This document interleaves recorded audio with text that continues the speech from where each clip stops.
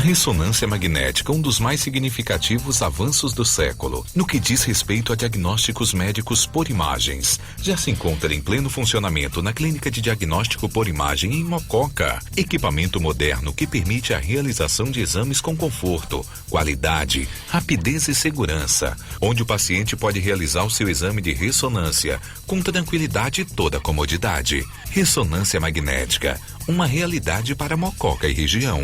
Clínica de Diagnóstico por Imagem de Mococa.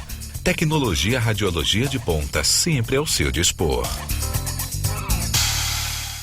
O Laboratório São Sebastião é um dos mais bem equipados do interior de São Paulo, com equipamentos importados de última geração, realizando análises com código de barras, impedindo que haja troca de materiais e ainda utiliza sistema fechado de amostra retirada pelos equipamentos, evitando ao máximo contato manual. Há 12 anos, sob as normas da ISO 9001, 20 anos de excelência, avaliado mensalmente pela Sociedade Brasileira de Análises Clínicas e primeiro ano no Sistema Nacional de Acreditação. Laboratório São Sebastião. Tecnologia a serviço da vida.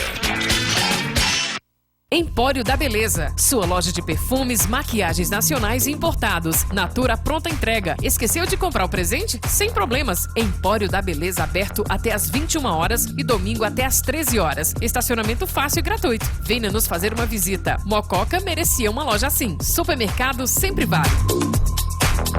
Sônia Cabeleireira, sempre com novidades, promoções para a terceira idade. Sala da noiva e barbearia Bomba Sei. De segunda a sábado, ligue e agende seu horário.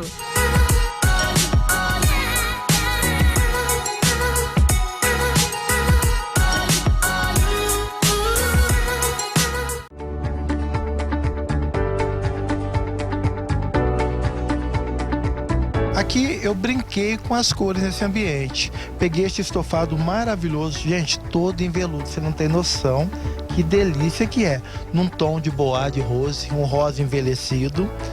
Conjuguei com a namoradeira, com a poltrona, olha, em tons de Tiffany, lindas. E para dar aquele tchan, levantar o astral, nós jogamos inúmeras almofadas, todas coloridas. Olha só que charme que ficou. Clientes Unimed, já recebemos a vacina da gripe. Quem é vacinado se protege da gripe. Ligue 3666-6666, ramal 207. Unimed, cuidar de você, esse é o plano.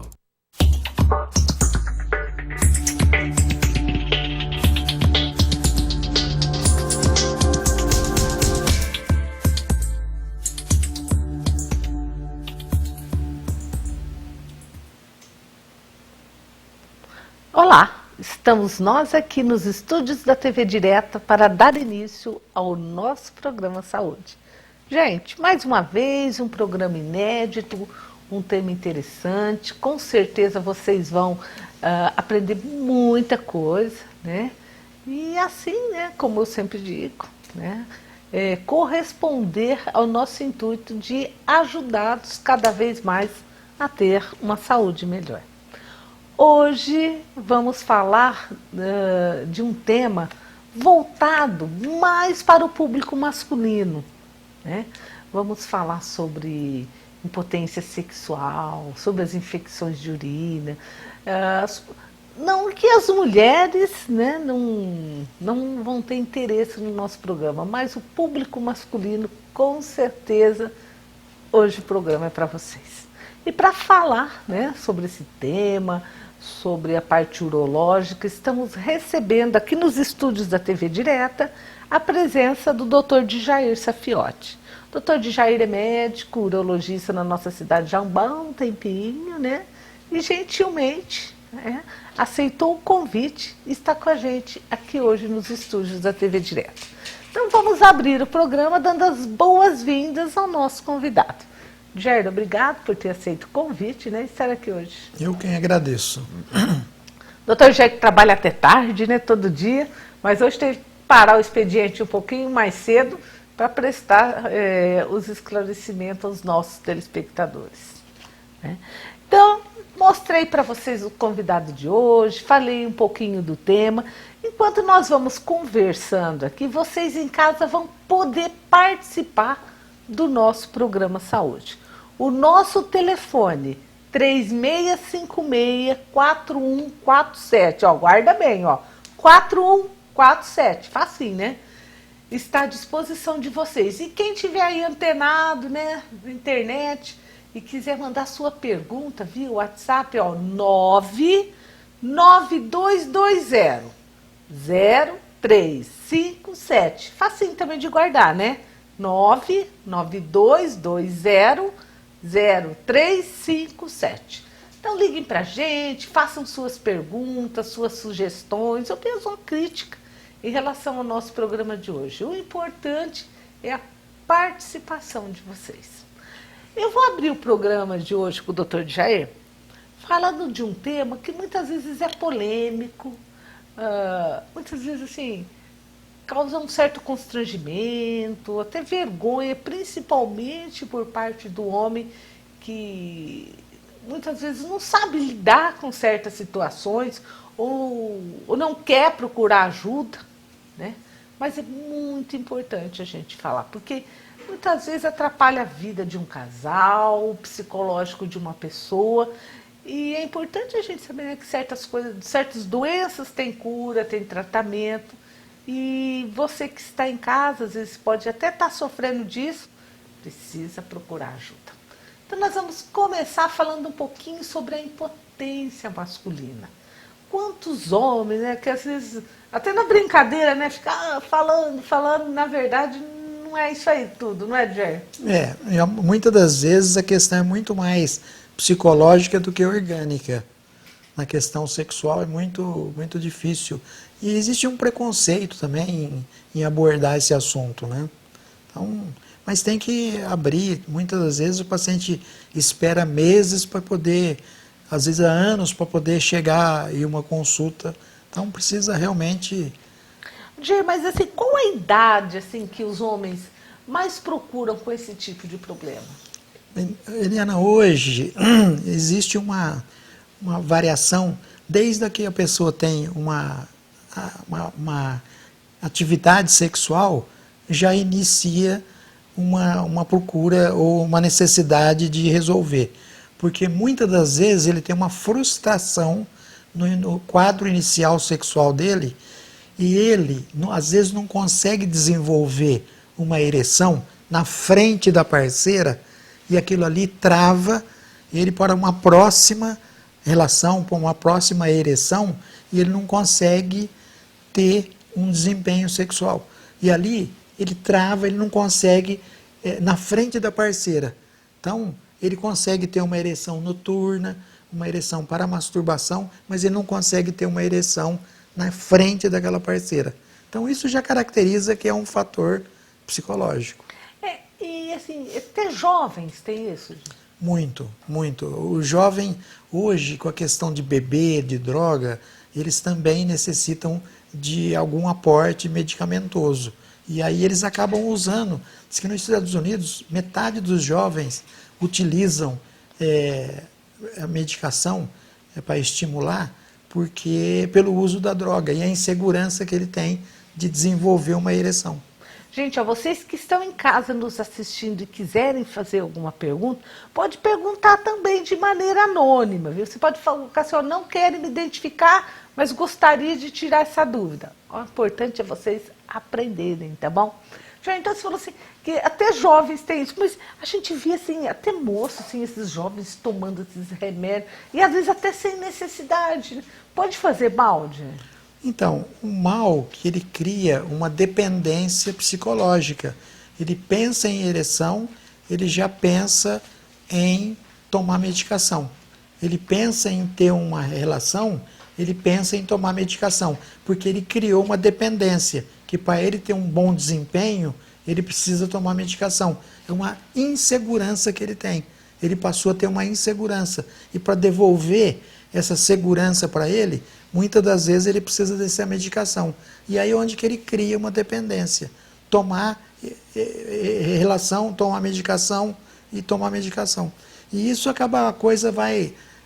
Quer dizer, você precisa parar, ver o que está acontecendo. E muitas das vezes a questão da ereção não é só dar remédio, é tirar a medicação. Agora, muitas das vezes, existe uma fase, Eliana, assim, muito bem distinta entre antes das medicações, do usuzinho da medicação e depois. Antes do aparecimento dessas medicações via orais, existia assim, o paciente ele ficava recluso, ele não conseguia ter ereção, ele ficava recluso, ele ia para a zona de prostituição, porque lá ele pagava, se ele tinha desempenho, ele pagava, ele não tinha vínculo, ele não ia causar nenhum mal dentro da família. Então, se ele tinha uma mulher, ele acabava correndo dessa mulher e caía nessa zona de prostituição, que ali ele podia fazer o que ele queria, ele podia estar bêbado, enfim, e tinha até muito caso de suicídio, né, naqueles tempos que o paciente, porque ele tinha um problema sexual, tal. Hoje não existe isso aí. Então, existe uma era antes da medicação e uma era depois, mas hoje também existe um superabuso das medicações. Chegou uma pergunta aqui pra gente, nós vamos conversando, respondendo aos nossos telespectadores. Gente, não se esqueça, o número do nosso WhatsApp, 992200357, ou o telefone, né, que é o 3656-4147. Chegou uma pergunta aqui de um telespectador também que não se identificou, né? Ele perguntou, doutor Djair, o câncer de próstata pode causar impotência sexual? Pode, porque, na verdade, não é bem o câncer. Os tratamentos que faz bloqueio de hormônio, o tratamento, bloqueio de hormônio pode ser com comprimido, pode ser uma injeção mensal, bimestral, trimestral. Essas medicações inibem a testosterona. Então, causa uma impotência. Então, o tratamento, o câncer acaba levando. Mas assim, quem opera, se ele opera numa fase mais jovem, ele tem uma chance grande de recuperar a questão sexual. Se ele opera numa fase mais tardia, 70, 80, aí 8 anos de idade, então ele já tem uma dificuldade de ter um bom desempenho sexual. Então, quanto antes ele faz diagnóstico e opera, maior a chance dele recuperar a questão sexual. Olha, a gente está vendo assim, né, a importância da parte psicológica, né? Às vezes a pessoa está desanimada, não quer saber de mais nada, também não está nem aí com a mulher, né? E vai no médico. E o médico faz tudo quanto é exame, né, doutor? Não acha nada. É o fator psíquico na interferência nisso aí. Né? Lógico que a gente tem que investigar o orgânico, né? Mas também tem que diferenciar o que é psíquico e o que é orgânico. Lógico que o paciente, a gente tem que se investigar o diabetes, a pressão, tireoide, enfim, os hormônios todos, a gente faz uma pesquisa, testosterona, total. Então, as gorduras, colesterol, triglicérides, tem que pesquisar qual o nível dessas gorduras, que também tem uma interferência. As doenças neurológicas, principalmente, que existe um fato orgânico real, né, que dificulta realmente a passagem, a transmissão desses estímulos para dentro do arco do reflexo sexual. Mas existe, o maior número ainda é psicogênico. É uma coisa que o paciente tem, ele falhou uma vez, ele já vai para a próxima vez. De vez de ele pensar que vai dar certo, ele não pensa que vai dar certo, ele pensa que vai dar errado. E aí ele pensar que vai dar errado sexualmente, tem tudo para dar errado. Nada vai dar certo. De vez de ele pensar positivamente que vai dar certo, ele só pensa que vai dar errado. Aí tem tudo para dar errado. Mas vamos lá, parabéns pelo programa, doutora Eliana e doutor Djair, que é que gostaria de mandar um grande abraço. Mas eu gostaria de saber, doutor, quais são os primeiros sintomas, né, que um homem tem que tomar cuidado em relação ao câncer de próstata. E eu gostaria de saber se esse câncer tem cura. Sou o Paulo Joaquim, aqui da Mocoquinha. Paulo, é assim, hoje, com 45 anos de idade, o homem tem que fazer exame periódico. Isso é a rotina, fazer exame periódico, dosar o PSA no sangue, fazer o toque anualmente. E isso, o câncer de próstata, você perguntou qual o sintoma que ele tem, que ele sente. O pior é que o câncer de próstata, numa fase inicial, não tem sintoma nenhum. Quando o paciente vem sentir alguma coisa e é câncer de próstata, tarde demais. Então não pode esperar sentir e for um câncer, porque aí o câncer já está avançado, aí já não tem mais cura. Então tem que descobrir o câncer de próstata numa fase inicial, onde o câncer está dentro da próstata, não saiu fora da próstata, porque se ele estiver sentindo e for alguma dificuldade já para urinar, o jato fica fino, fraco, e for um câncer, ou uma dor óssea, porque o câncer já avançou localmente, deixou de ser local e passou loco-regional ou a distância metastático, tarde demais. Então não pode esperar o câncer avançar. Então ele tem algum sintoma, tem que fazer exame periódico anual antes de sentir alguma coisa. E em relação à cura, depende muito do estágio, né? Então, se pegar nessa fase inicial, quando o câncer está dentro da próstata, a chance dele ficar curado é muito grande, acima de 90%. Então, 90% da medicina é um número bastante expressivo. Toda patologia que tem um número de 90% de cura é um número muito grande. Então, é bastante interessante fazer diagnóstico numa fase inicial. E você acha que os homens estão se cuidando, doutor? Eu acho que a nossa função aqui é praticamente disseminar essa necessidade de investigação, de fazer exame periódico, e eu acho que a coisa vai caminhando por essas situações aí que nós estamos abrindo, rádio, televisão, jornal, enfim. Hoje a televisão, principalmente, é o veículo que mais divulga essa questão da necessidade da investigação anual periódica do câncer prostático. Né? Ó, a Maria Antonieta da Coab 2, ela gostaria de saber assim, quando que é necessário fazer cirurgia para tirar cálculos renais, doutor? Então, o cálculo renal, de modo geral, ele tem os rins, os cálculos são formados dentro dos rins. E ali, quando o cálculo desce, ele obstrui de um lado ou do outro e acaba dificultando da cólica renal, que é uma dor muito forte, de um lado ou do outro, náusea, vômito, vontade de urinar, vontade de evacuar, tudo junto, sangue na urina. É um quadro bastante importante, assim, em termos de dor. E a necessidade da cirurgia, quando o cálculo é acima de 7, 8 milímetros, ele tem muita dificuldade para passar no canal. Não que não seja fácil passar, pode passar. Para quem é um eliminador crônico, pode até eliminar esses cálculos. Mas assim, a gente conversando com o paciente, precisa ver se o rim está muito dilatado, quanto tempo esse rim está dilatado, porque o cálculo desceu, obstruiu, se está tendo infecção, se a dilatação está sendo progressiva, cada vez o rim está ficando mais dilatado, com risco de perder o rim. Essa infecção também é uma coisa importante, tem que tratar e desobstruir. Então, a necessidade de tirar o cálculo ou intervir no cálculo vai depender de onde esse cálculo está parado, o que ele está dando de repercussão para dentro do canal do rim, em termos principalmente de infecção e dilatação do rim. E principalmente o sofrimento, né, do paciente. Então, passa a ter indicação de entrar com o laser. O laser é uma coisa bastante simples hoje. A gente entra com o laser, ele é muito fino. Ele é mais fino que uma carga de caneta. Ele é mais fino, é metade de uma carga de caneta, o aparelho que leva o laser dentro do canal. Muito fino. O aparelho novo é uma coisa assim fantástica. Eu estou com 2.0, chegar essa semana agora. Mas é muito fino. Você solta a fibra de laser lá, desmancha o cálculo, vira um montinho de areia. Então, é o procedimento assim, de eleição hoje.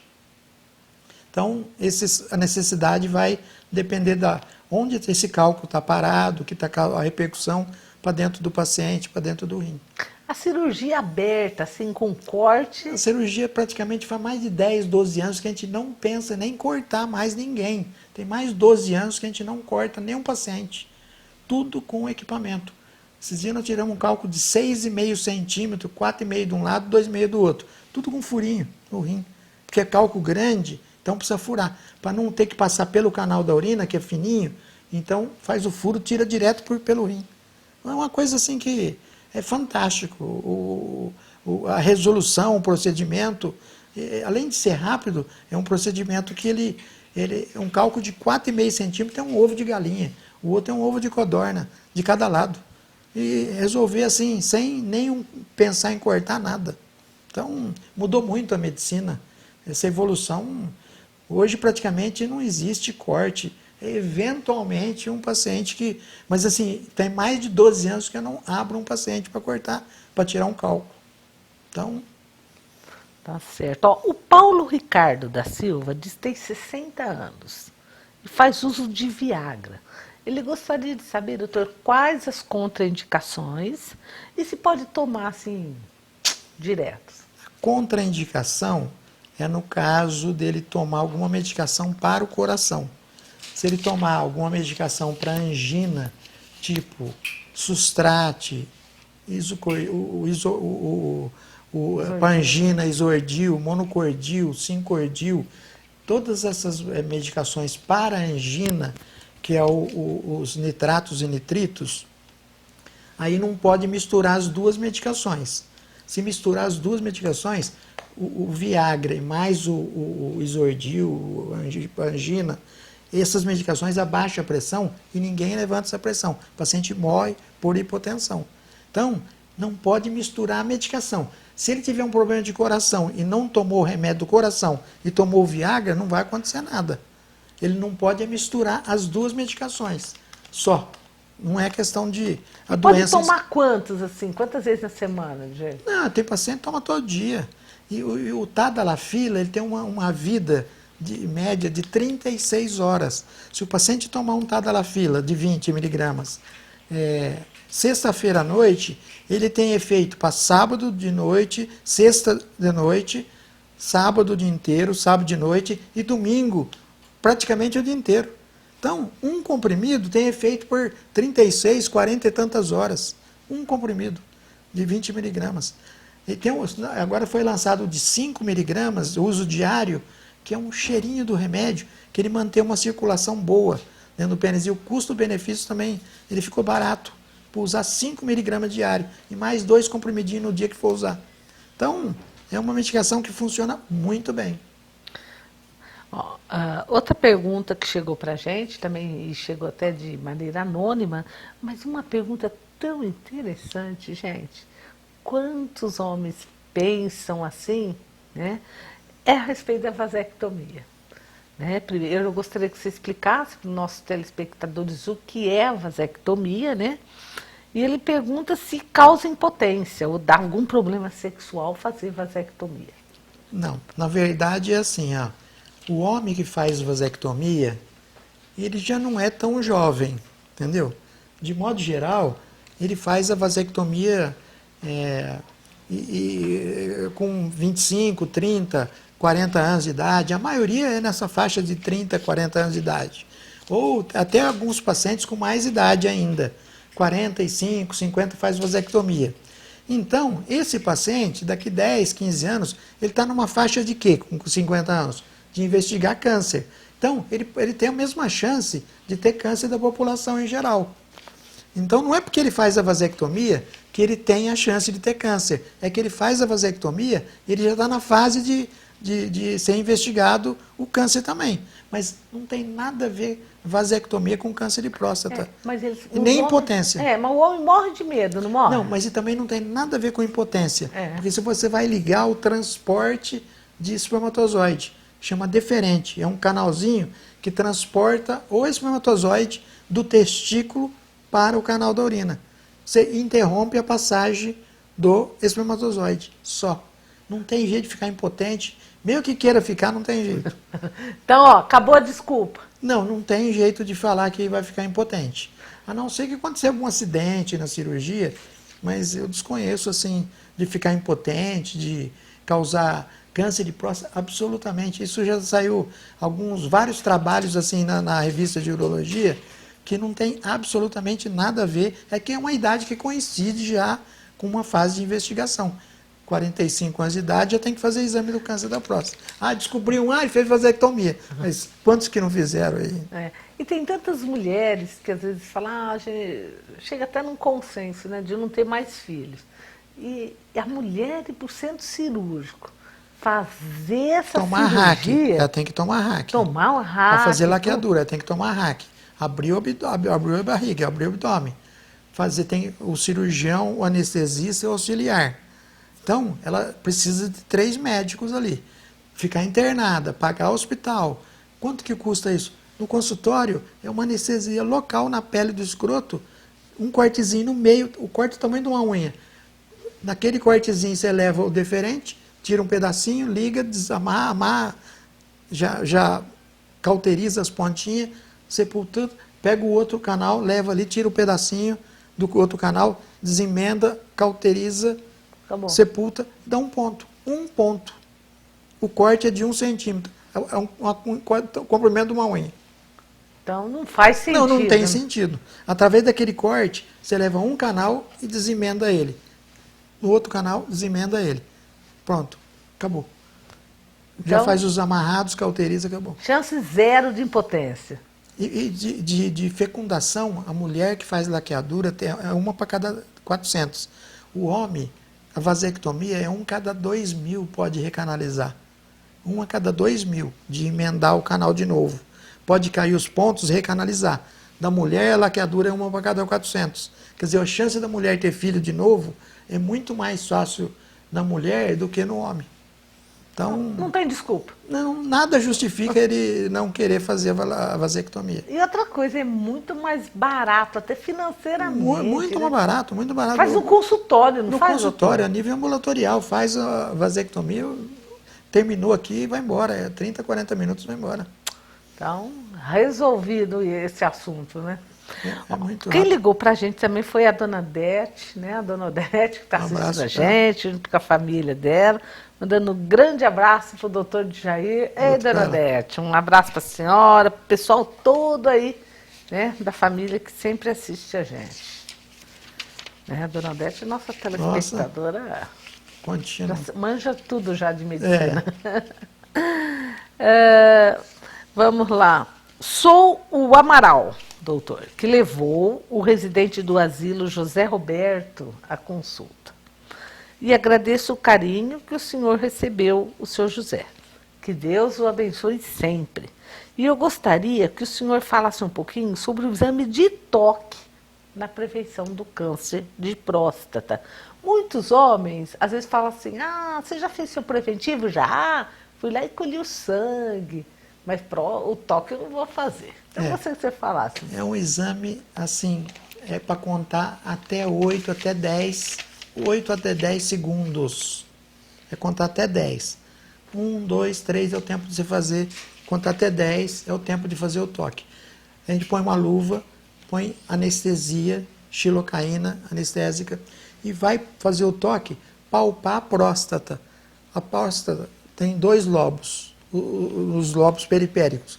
É onde aparece o tumor, o câncer de próstata, é na zona periférica.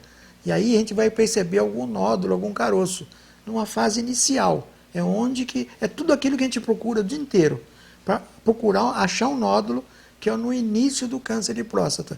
Quando você tem um câncer que já avançou tudo, ele já pega, parece uma pedra, que a próstata fica empedrada, tudo irregular. Imagina uma pedra dentro de um órgão.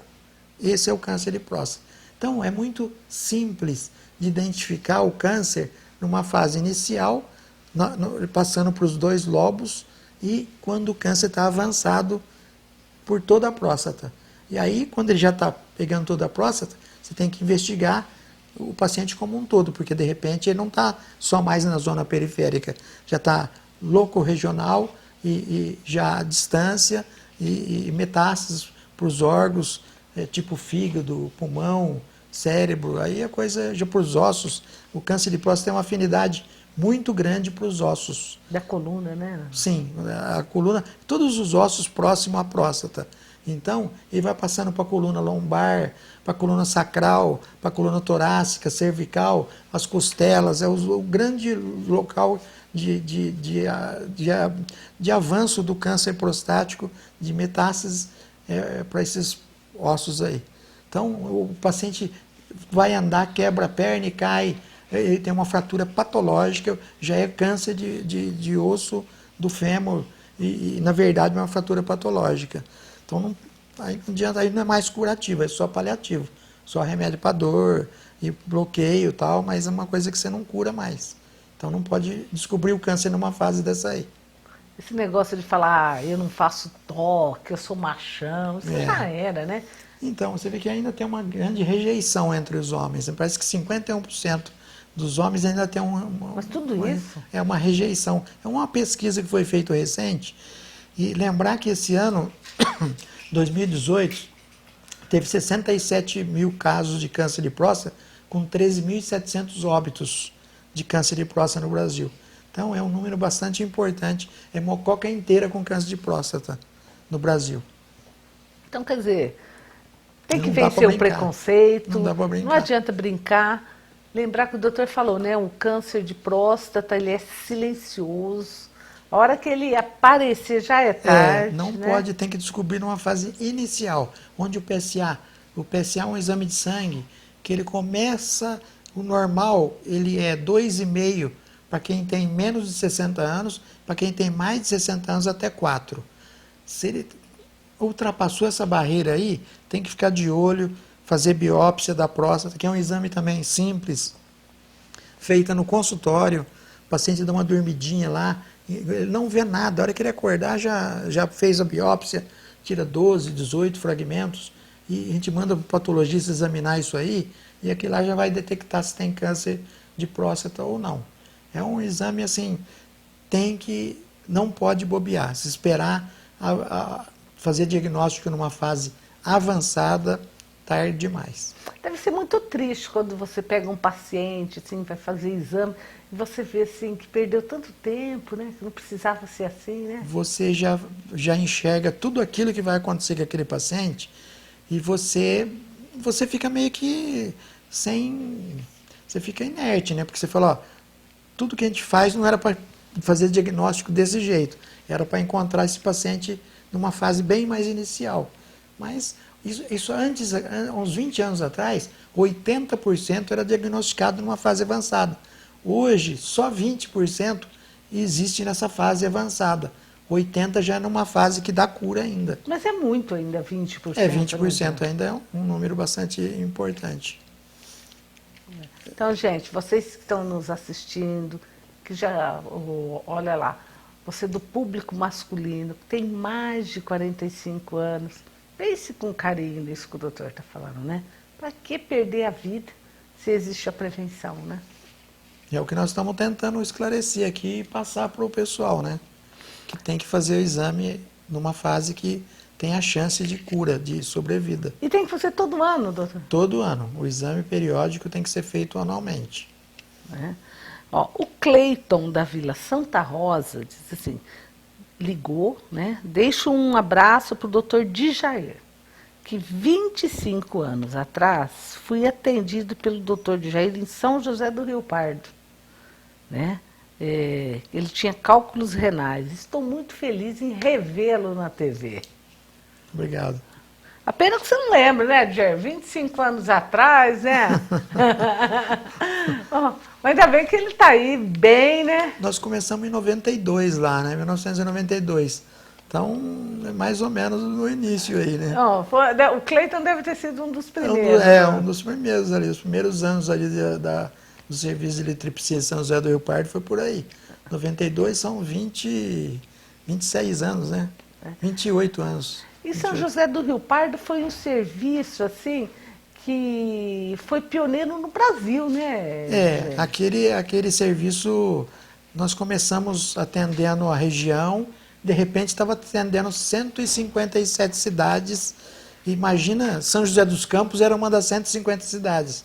Então, foi um negócio assim que quando a gente acordou, a gente estava atendendo quase que o Brasil inteiro de cálculo. e apareciam as mais diferentes encrencas de cálculo que tinha no Brasil. Então caía tudo em São José do Rio Pardo. Isso foi um serviço que fazia 10 cirurgias por dia de cálculo renal. Na verdade, foi um grande aprendizado. Tudo que tinha que comprar, a gente comprou de aparelho para poder resolver o problema que aparecia. Aparecia cada caso assim de percutânea que você ficava arrepiado de ver a encrenca que era. Só tinha pus dentro do rim e pedra. Era uma coisa assim. E o volume de serviço também? Era 10 cirurgias por dia. Era uma coisa absurda, assim. Mas foi uma fase que durou 15 anos. 15 anos e muita encrenca de cálculo.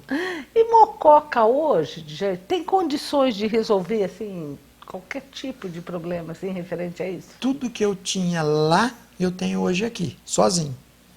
É um serviço assim que o pessoal que vem visitar o consultório, assim, eles não... Esses dias veio o pessoal da CACI e da FAEC, da CACI. Eles vieram da regional de Ribeirão, vieram visitar o consultório. Fecharam um pacote e tal com o pessoal da CACI. Eles ficaram assim, mas sozinho, dentro do consultório tem litripsia extracorpórea, percutânea, tem ureteroscopia, tem meia dúzia de aparelho aí de ureteroscopia. Mas sozinho, o serviço, isso aqui nem em Ribeirão Preto tem um serviço assim. Então, você vê que é uma coisa que foi, você vai comprando, investindo, na hora que você vai ver, você... E são aparelhos caros, né? São assim, você tem que ir repondo, né? Vai aparecendo, vai mudando de modelo, você tem que ir mudando, acompanhando. É igual a cirurgia de próstata, do bipolar. Já é o segundo bipolar. Por quê? Você começa a usar um, depois você vê que o outro... Então, são aparelhos que você opera a próstata hoje, dá para você mandar o paciente embora daqui 12 horas, sem sangramento. Então, onde que você viu o paciente que opera de próstata e vai embora com 12 horas? Não existe, só o bipolar. Porque ele resseca e cauteriza já. Fica a próstata sem sangrar. Boa noite, eu sou a Rita, moro em Arceburgo. Rita, parabéns para a sua cidade, primeiro, né, que fez aniversário aí de São João. E um abraço a todo o pessoal aí de Arceburgo que assiste a TV Direto e o programa Saúde.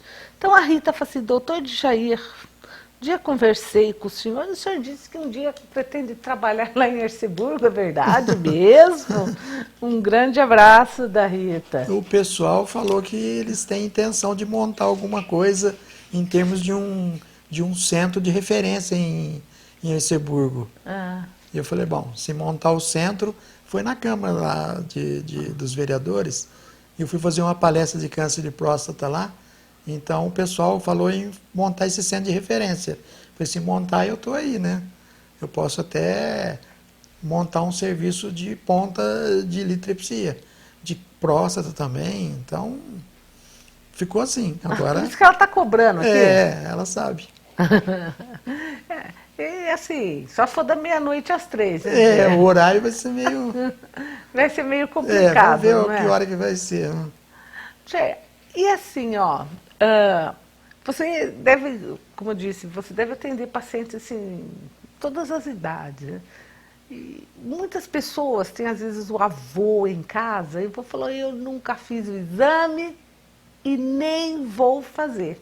Eu gostaria que você desse um recado para essa pessoa que está nos assistindo. Então, nós temos pacientes assim, que têm, muitas das vezes, o câncer de próstata, o câncer de bexiga, hemorrágico.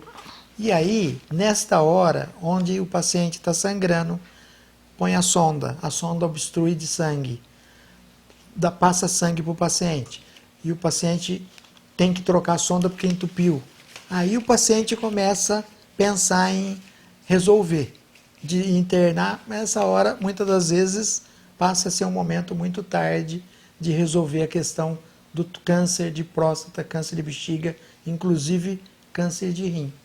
Então, tem que pensar muito, porque muitos desses pacientes recusam a ser investigado, a ser examinado, e a hora que a coisa fica complicada, aí o paciente e a família ficam todos desesperados. Mas aí, muitas das vezes, é muito tarde. Outra pergunta também muito interessante que apareceu aqui é da Maria Aparecida, lá da Santa Rosa. Ela fala assim, doutor, uma infecção de urina, a gente deve tomar o antibiótico ou tem que fazer exames para investigar as causas? Tem que ser investigado, sim. Tem que fazer exame. Uma menina que nunca teve infecção, dá para ter liberdade de tratar essa infecção sem fazer exame. Mas ela é uma pessoa virgem de tratamento. Nunca tomou remédio para infecção. Então, essa paciente dá para tratar sem fazer nenhum exame. Mas a paciente que tem infecção urinária de repetição tem que ser investigado, tanto na questão da cistite, quanto na questão da pielonefrite. Porque, às vezes, essa infecção no rim pode ser por cálculo, pode ser um tumor, enfim, tem alguns motivos, tem que ser investigado o porquê dessas infecções urinárias de repetição. Então, por isso que tem que ser investigado a parte da bexiga, a parte da uretra, a parte, muitas das vezes, a cistocele, a bexiga caída ou a uretra caída, tem que ser investigado.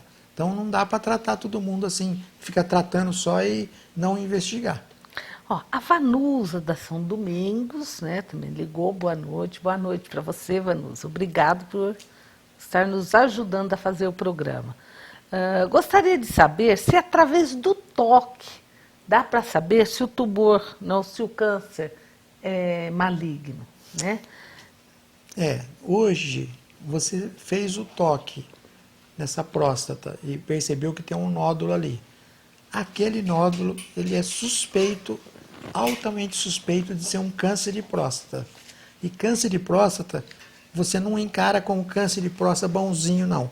Você tem que investigar, fazer biópsia, que quando vem a biópsia, já tem uma escala de 1 a 10 que classifica esse tumor como agressivo ou não agressivo. E pelo PSA também, dá para saber se o PSA for um PSA menos de 10, um PSA maior que 10, já caracteriza de ser um câncer mais avançado. Então, pelo PSA, pelo o quanto que ocupou da próstata, se for metade da próstata, é um tipo de tumor. Ou metade, a próstata inteira, já é outro. E o que o patologista te fornece nessa escala de 1 a 10, de 6 para baixo é tido como benigno. De 7, de 8 para cima, já é um tumor mais agressivo, que ele tem uma chance grande de voltar. Então, você vê que esse nódulo, ele pode não significar nada, mas ele pode ser um tumor que ele já reflete alguma coisa. E quanto mais tem um antecedente familiar de outros homens na família ter tido câncer de próstata, isso também tem uma influência grande. Então, tem tudo isso que tem que ser investigado. Um simples toque não quer dizer nada, mas pode ser alguma coisa muito séria que vem vindo ali na família. Porque, assim, o resultado assim, de certeza, 100%, se é benigno ou maligno, é somente o patologista que vai falar, né?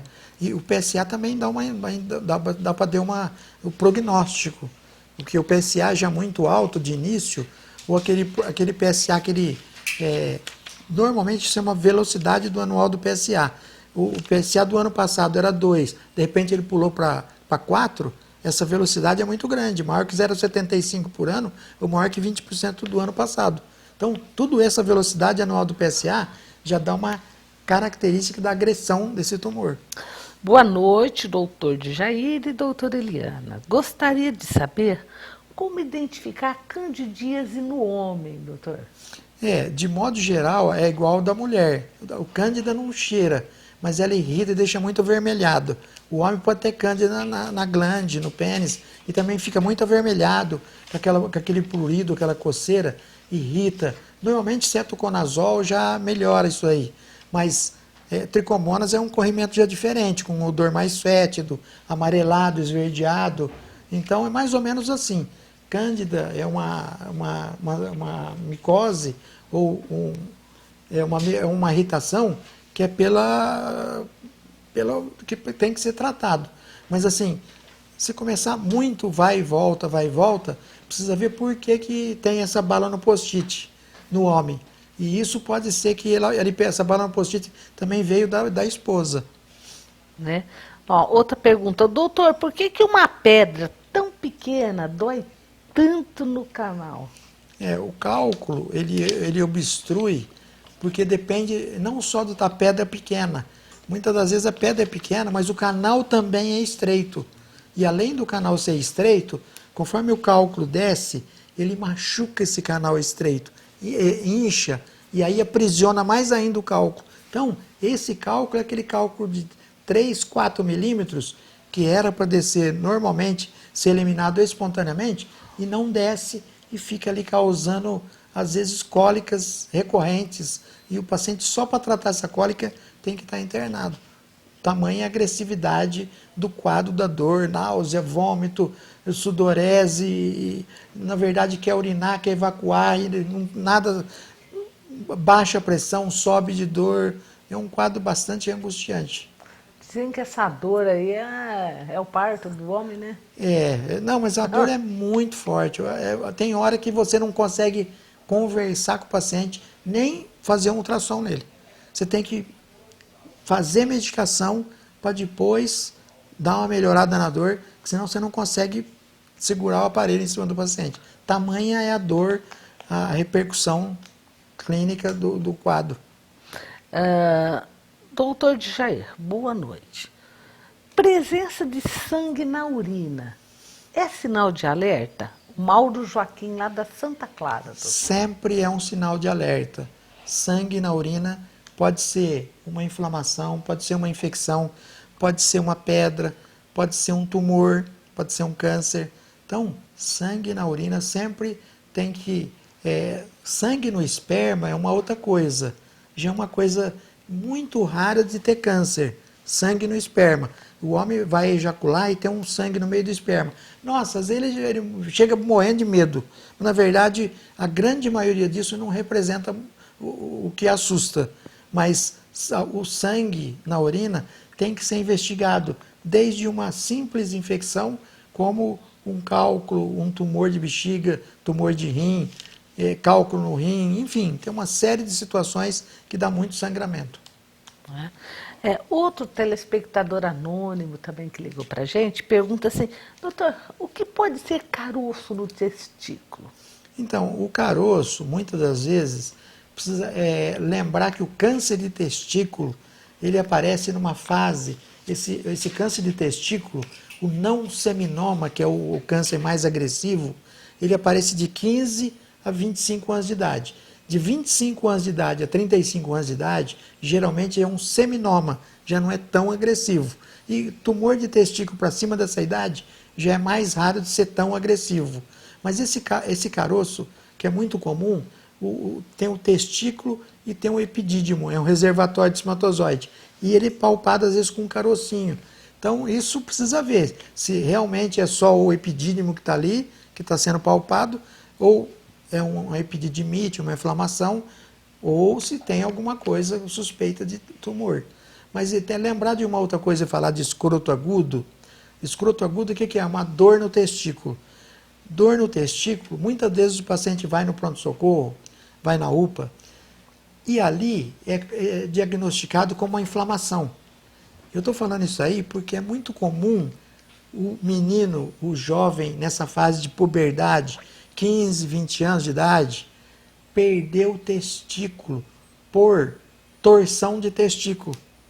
Essa fase, que é uma maturação do aparelho geniturinário, a hora que o testículo, às vezes o paciente está dormindo, ele tem esse músculo cremaster, que é o que levanta o testículo, ele muitas das vezes nessa fase de puberdade, que é a fase de desenvolvimento, ele dá uma tração e nisso ele roda.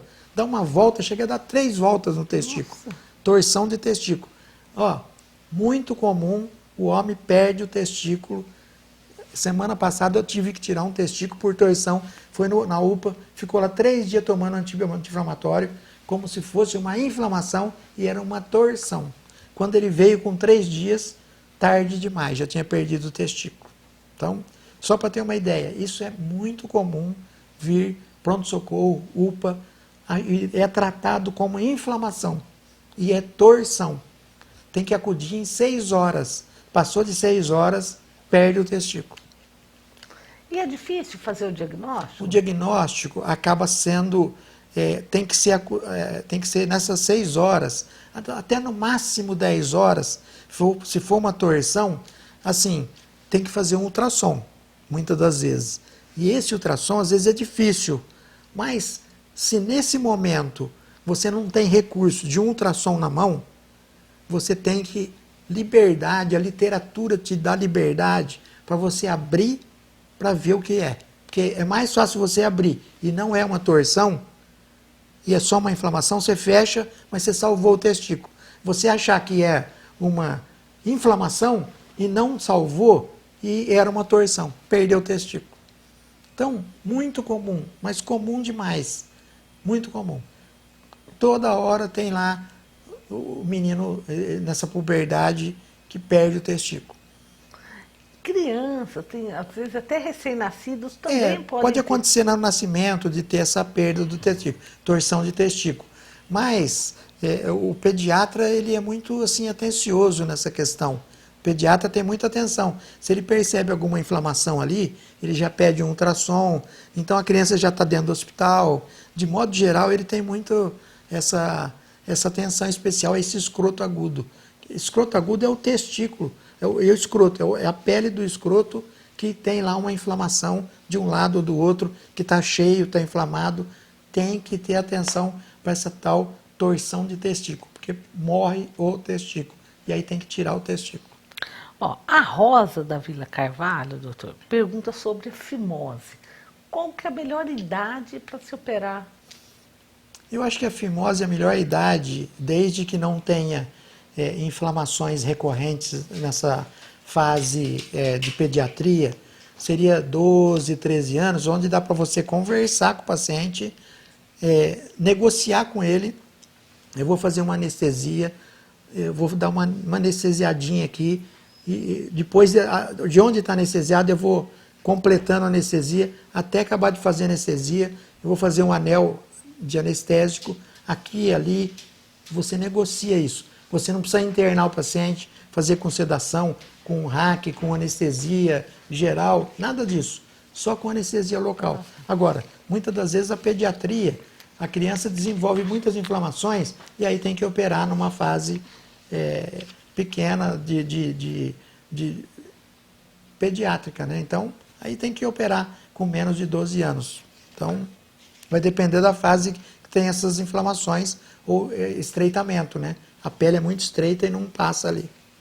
Ó, o senhor Guinelo Gomes também ligou para a gente. Um abraço para o senhor, viu, senhor Guinelo? Outro. Ele pergunta, doutor, se esses problemas de próstata, todos têm que ser cirúrgicos? Não, nem todos, assim. Na verdade, não são todos os homens que vão ter câncer de próstata, né?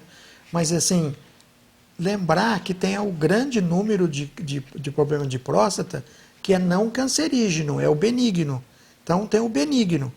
E esses benignos aí não requer, todos eles, tratamento cirúrgico. Às vezes, o tratamento clínico só.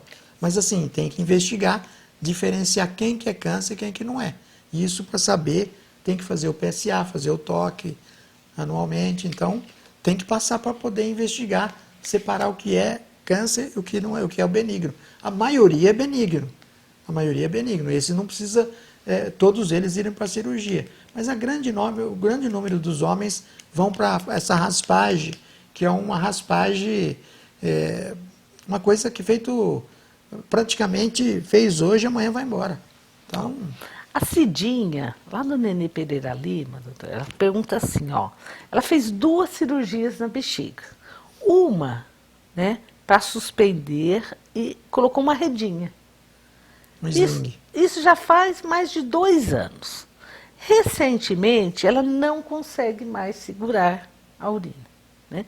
O que pode ser? Ela tem 67 anos. Então, provavelmente, ela perdeu essa sustentação do sling. O sling é essa redinha que prende, que suspende. Então, ela vai ter que voltar a fazer os exames de novo, com quem ela tratou tal, e fazer a investigação, porque muito provavelmente vai ter que fazer um reposicionamento de um outro sling. Então, se perder o sling, vai ter que repor.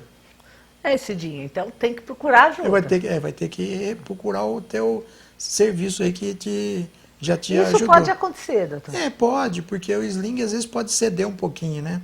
Embora ele é feito assim, ele já tem umas escamas que ele não é para voltar, mas muitas das vezes ele volta, às vezes ele até chega a subir, ele pode até cortar o canal, muitas das vezes ele é perdido mesmo. Às vezes, isso a gente já ouviu alguns casos, tive que tirar alguns sling aí. Porque é tão triste, né? Muitas mulheres não podem nem espirrar, tossir, e perde urina, né? Fica bastante antissocial, né? Vai cheirando urina já, né? É igual homem com problema de próstata, já chega fedendo urina, porque ele fica vazando urina e ele nem percebe, ele acostumou tanto que ele nem sabe que ele está cheirando urina, entendeu? Então, é igual a mulher que perde urina, tem incontinência urinária e fica perdendo urina, então ela chega cheirando. Quem chega de fora é aquele cheirão de amônia, que a urina transforma a ureia em amônia, né? Então fica aquele cheiro de amoníaco, que é da urina que extravasou tudo. Doutor, meu marido foi diagnosticado com hiperplasia prostática. Isso é o benigno.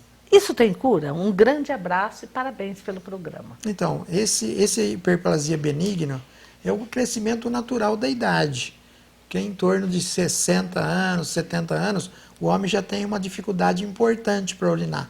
E com 80 anos, metade dos homens já fizeram uma raspagem aí.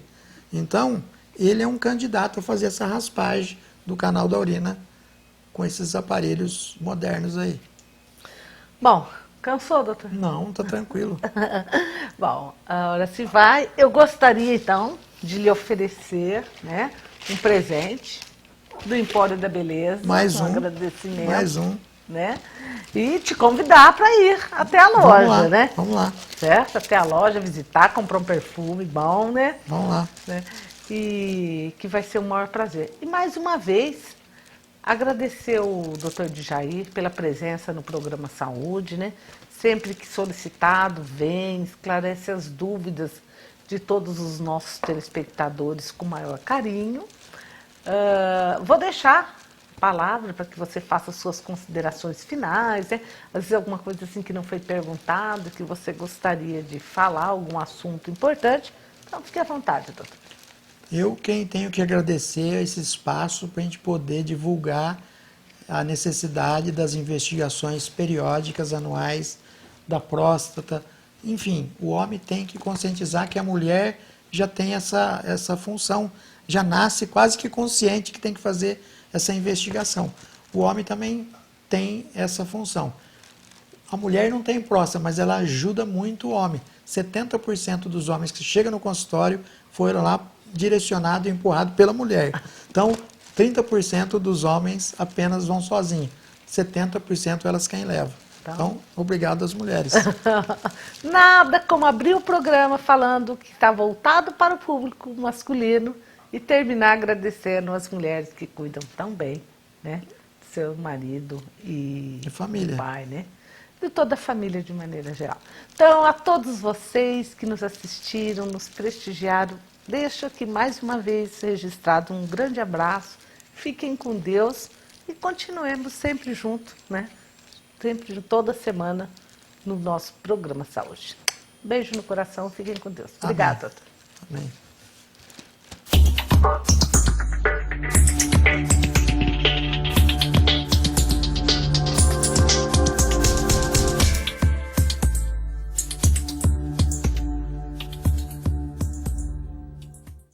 A ressonância magnética, um dos mais significativos avanços do século, no que diz respeito a diagnósticos médicos por imagens, já se encontra em pleno funcionamento na Clínica de Diagnóstico por Imagem em Mococa. Equipamento moderno que permite a realização de exames com conforto, qualidade, rapidez e segurança, onde o paciente pode realizar o seu exame de ressonância com tranquilidade e toda comodidade. Ressonância magnética, uma realidade para Mococa e região.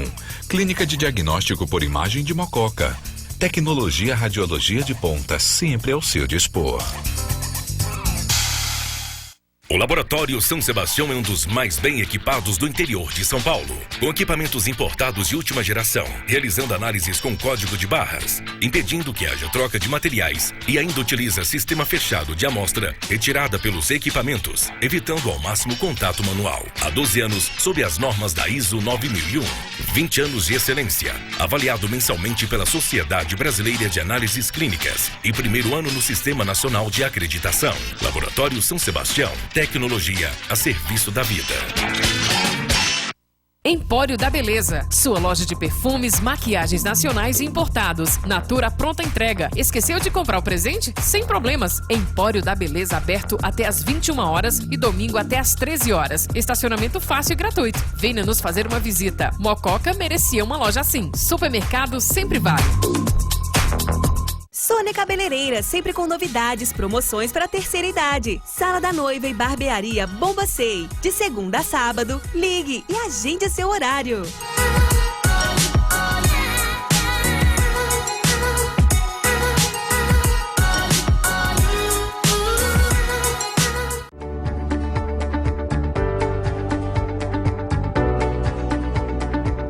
Aqui eu brinquei com as cores nesse ambiente. Peguei este estofado maravilhoso, gente, todo em veludo, você não tem noção que delícia que é. Num tom de bois de rose, um rosa envelhecido. Conjuguei com a namoradeira, com a poltrona, olha, em tons de Tiffany, lindas.